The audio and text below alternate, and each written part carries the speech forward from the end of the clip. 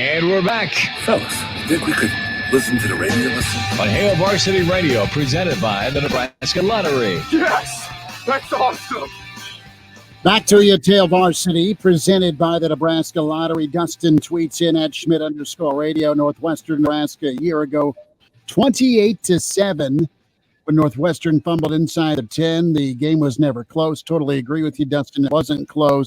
Yeah. That was your death nail, though. I thought the fumble was closer, but I thought it was a closer score, but Dustin did his research. We say hi to Mike Babcock, historian, author, Hall of Famer with Hail Varsity at MD Bab on Twitter. Babbers, how do you think the Grateful Dead bounced back after a bad show? They never had a bad show, so they never had to bounce back. That's a great answer. So good. I was wondering if Mike was going to go there. What do you mean, bad show? No such thing. Yeah, what is that? Define that. Define that. I'm trying to relate it to Nebraska football and Coach Whipple's frankness today. With just wasn't a good day. Mickey, the quarterbacks, turnovers. I know it was open practice, and they're trying to get the kinks worked out. What do you think needs to be doable for 2 weeks from now? Because it's still like a work in progress, and this may be like as unique of an offense / situation Nebraska has been in a long time, with new assistants, and you factor in the new players. So growing pains, learning curve, all that good stuff is it happens in the world, and it certainly happens in college football. Right, and bounce back is important, right? I mean, that's the key. You got to be able to get up and respond when you make some mistakes. And it seems to me like it was always kind of the theme in fall camp that the defense was a little bit ahead of the offense. And so if Coach Whipple feels like the offense has been pretty good, but today was a kind of a down day, let's see how they respond tomorrow. That's probably a good sign that they haven't had that many days where he feels like they've been down. You know, he feels like they've done a good job. So take that into the context of usually the defense is a little bit ahead of the offense in fall camp when you get started. I think it's a positive from that standpoint. Mike, a read right now from you on the offensive line, what you've heard, observed, just your feel right now. And I know Turner's been watching the last couple of practices. Yeah, I think I would like to see him in the mix. It sounds like that Donovan Raiola has been moving guys around so they can play multiple positions to deal with situations like that. But I think if he's healthy, he's probably one of those guys in the first five, and I would see him being probably the guard alongside Teddy Prohaska. And I really think it's important to get those guys experience, those five guys that are going to be the first out there. But I do want to see a situation where you have an ability to move a guard in there or move a tackle in there to keep guys fresh. And I like the way that the approach is, we're trying guys at different positions. We're moving them around. We're getting them reps there to that end.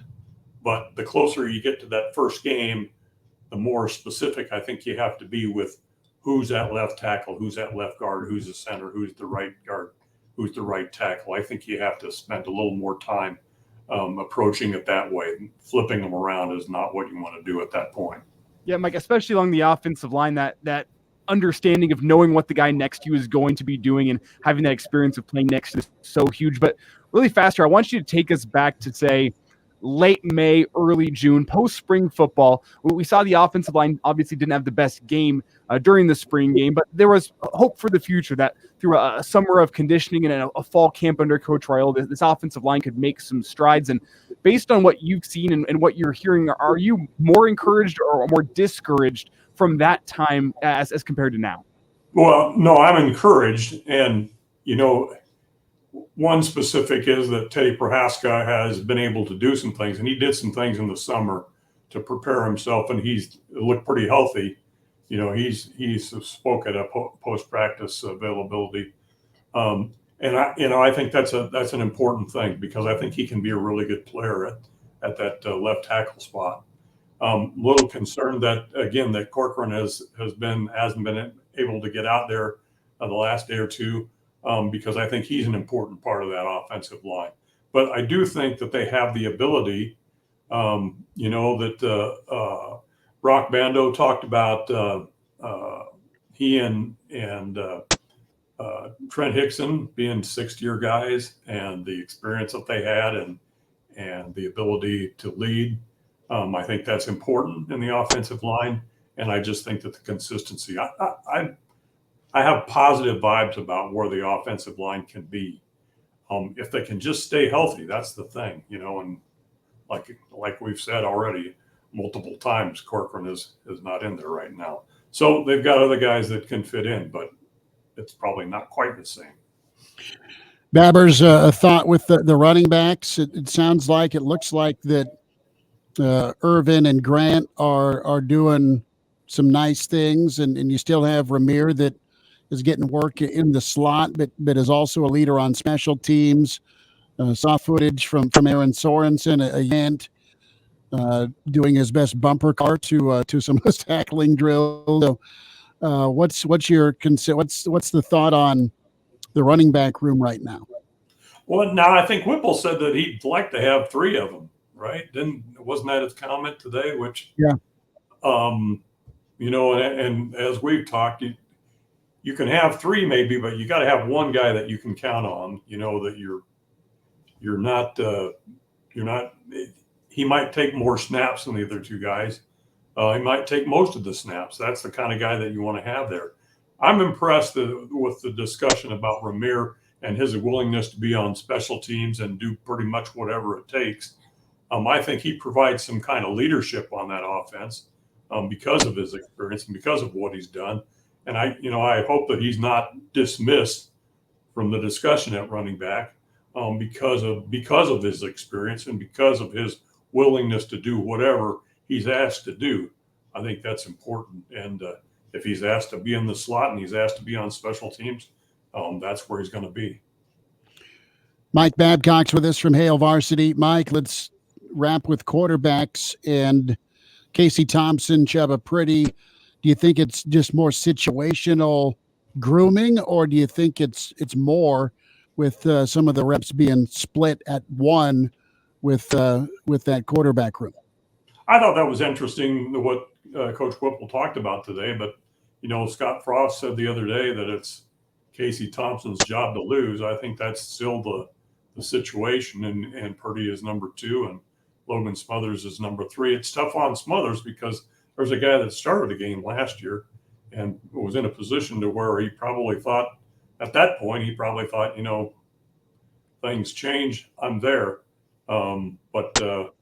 Yeah, I think it's what Frost said. It's Thompson's job to lose.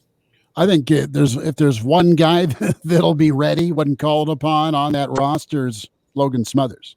I agree with that. And I think that if he doesn't get an opportunity this year, he might be a guy that looks at the transfer portal because he could, if he's the number 3 guy, the chances are he's probably not going to get in 4 games unless something happens, like you said. Mm-hmm. And all of a sudden, I'm certain that he's going to be ready. But if not, he might not get in 4 games, preserves that redshirt season, and looks at other places. Although Thompson is going to be here for one season. Well, Mike, let me get your take on this.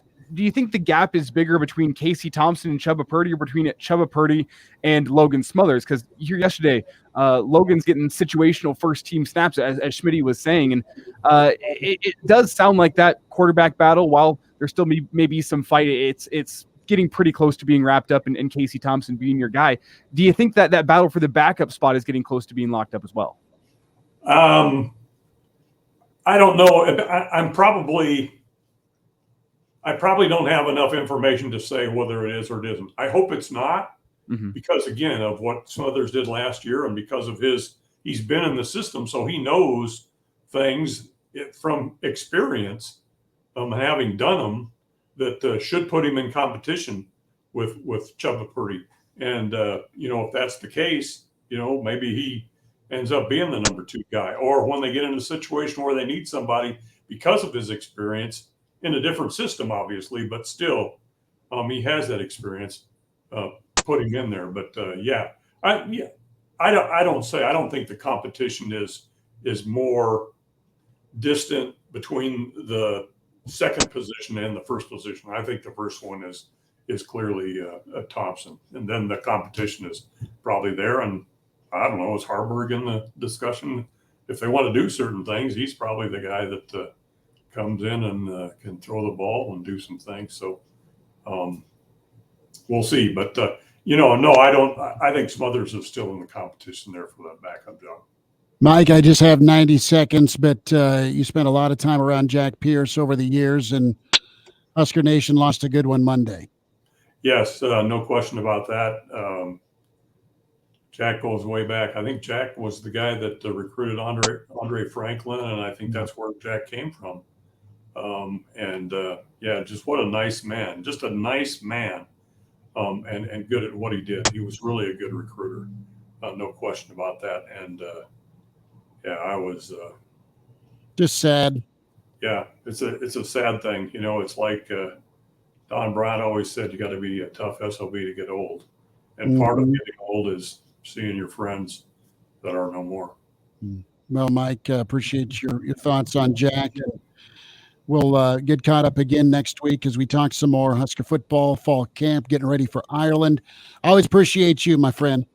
Thanks for having me, guys. All right, there he is, Mike Babcock with us, historian, author, Hall of Famer, and Big Red Insider with Hail Varsity. You can find Mike and do so on Twitter at MDBabs.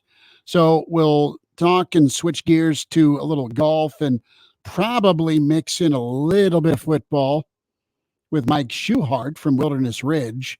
I had some friends that were, dare I say, partaking last weekend at the swim-up bar, the Lazy River, the adult pool section. That sounds really pretty awesome, but what it means is there's it means that there's a certain age, like 18 and over. Okay.